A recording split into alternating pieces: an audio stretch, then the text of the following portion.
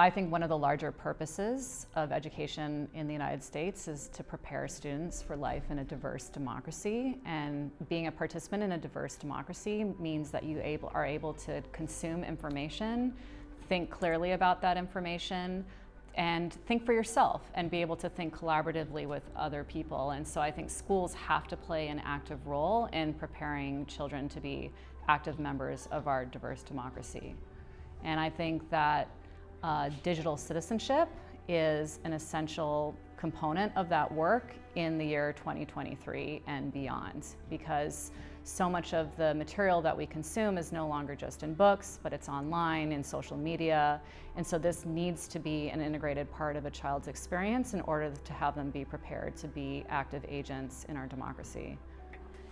I want you to figure out which of these screenshots is information and which of these is misinformation. What we've been really focused on is the ethics of it. You know, what does it mean to be an ethical user of technology? How does this fundamentally change the way that we live with one another? And so I think that's been an aim and a focus that we've been taken seriously since the integration of more technology into the school setting.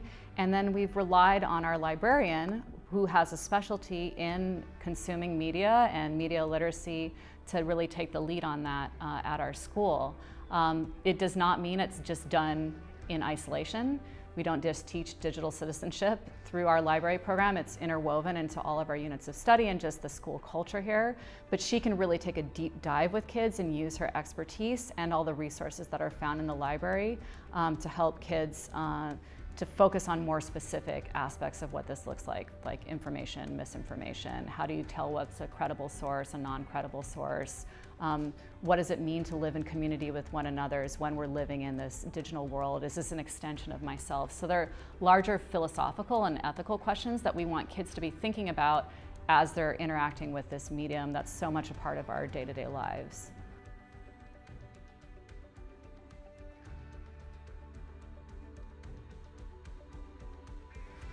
I think of it as an 8-year program.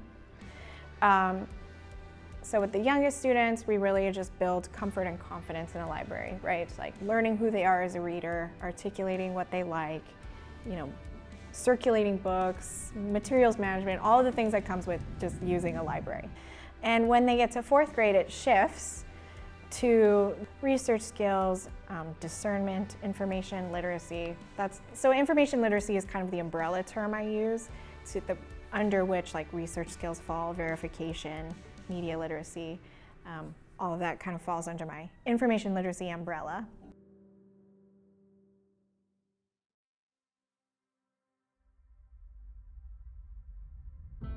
I think a librarian's role is really about collaborating with teachers and finding out, you know, what are you trying to teach your students? How do you want to do it? And how can we make sure that we fuse the lessons with digital literacy lessons so that the students are safe online and that they are good citizens online and that they can effectively search. So when I work with teachers, it's a lot of, you know, just really collaborating with them and not trying to shove my things down, you know, my agenda down their throat, but how can I support you? And how can I make sure that our students are learning in a safe and effective manner? Really looking at, okay, what are the students gonna do? What is their gut instinct on how they're gonna search? And then trying to put in the lessons to make sure that they do it safely and effectively. We have a lot of students that don't realize that they are plagiarizing, for example. And so we had to go back and think, how did we even learn to put things into our own words? And so a lot of this was taking a step back. And how did we learn to do these kinds of things?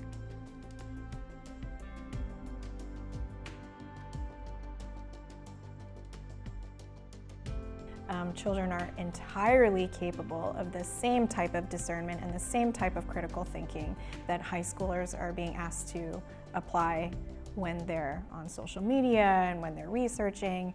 So I think the question is like, how soon can we teach this? And it's not just when and how do we teach this, but it's like we can actually start very early, because I have 4th and 5th grade students who are able to discern misinformation from information quite fluently. Red flags, or how do we know? Go ahead. Well, so like for that one, we decided to like look up their names and see if we could find that exact picture with the different caption, and we found it, and it said that it was a immigration agreement. So maybe there's a little bit of a fear that like exposing children to misinformation or information, that maybe you're going to give them the wrong impression. Like, you know, kids are so impressionable, maybe they won't understand the, you know, line between information and misinformation, but that's not true. They're really, really capable of it. If you wait until children are in high school, it's too late.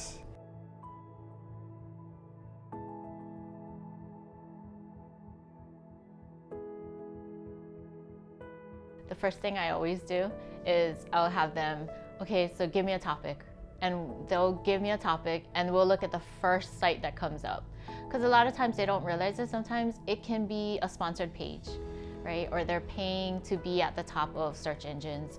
And so, you know, we'll look at it, well, is this credible, right? And so that's why it's really taking it where the students might go and then taking them to and seeing, well, is this effective? And so, you know, we'll give them different kinds of tools, different tests that they can use that are really simple, like checklists, like can you look at the organization? Is this a biased or unbiased organization? You know, like, are the links even can you click on them? Are they gonna work, you know? Because sometimes those are the things. And the greatest example was the tree octopus. And so I took the kids to that and I'm like, okay, you guys have some background knowledge of octopus. Do they live in trees, out in the air? And no, right? They understand that, especially being in Hawaii, they grew up right in the ocean and things like that. And so I said, okay, so but does this look credible? You know, and there's links on there. It looks very scientific, but they knew with their background knowledge that that couldn't be correct. So that's why I tell them, you know, okay, so if you knew that, but what about something that you have no background knowledge of, and then you're doing the research, and that's why it's really important to then be able to know how to find credible sources. A source, a credible source, would be someone who knows a lot about this topic or someone who lives in this area and has experienced this. Taking the tools that the search engines provide, limiting the years so that you're not looking at sources from the 1950s when you're trying to say look for medical information, then it's probably outdated.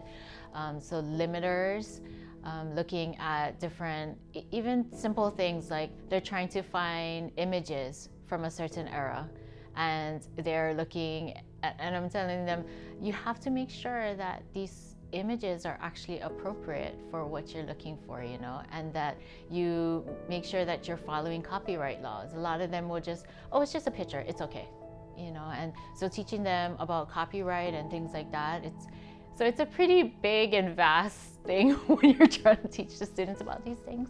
Okay, so first screenshot, information or misinformation? Gorgeous. Second screenshot, information or misinformation? Information. Excellent, you all pass. I would hope that the skills I'm teaching them now are not just applicable in research, that they're applicable when they're on their phones or when they're on their computers. I have had feedback from students saying, you know, I was on TikTok and I saw a video that said it was from the conflict in Ukraine and it looked weird and I was kind of like suspicious of it, and then it turned out it was, you know, repurposed footage from a video game. So that was very validating because that was things that we had talked about in class, like I'm just asking you to verify, you know, this article, this screenshot, but they're using the same type of healthy suspicion and trying to find it on a different website and who's the author and is this repurposed or is this a video from 2016 that's, you know, repurposed to make it look like it was from yesterday. So they're using those same types of skills. I think that's why maybe it's so important to really drill in on this concept so early so that by the time they're like in the great wild world of unfettered access to the internet, that it's habitual, that they're not just like passively consuming or accepting things at face value, that they have enough healthy suspicion or healthy skepticism or a really healthy dose of critical thinking skills in order to address the problems themselves. Bottom right corner of the image Yeah. It was probably made by them. Oh, okay. You know, like just make sure like, oh, am I using ChatGPT? Okay, whatever it returns to me, I'm still gonna fact check it. I'm still gonna make sure it's okay. And I think you heard that in the discussion today when the kids were talking about how do we responsibly use information. A lot of them said like it is up to us to verify what we hear, learn, read, see, and we do have to be careful about what we spread. So I think children understand it, but you do have to teach the children to, you do have to tell them that.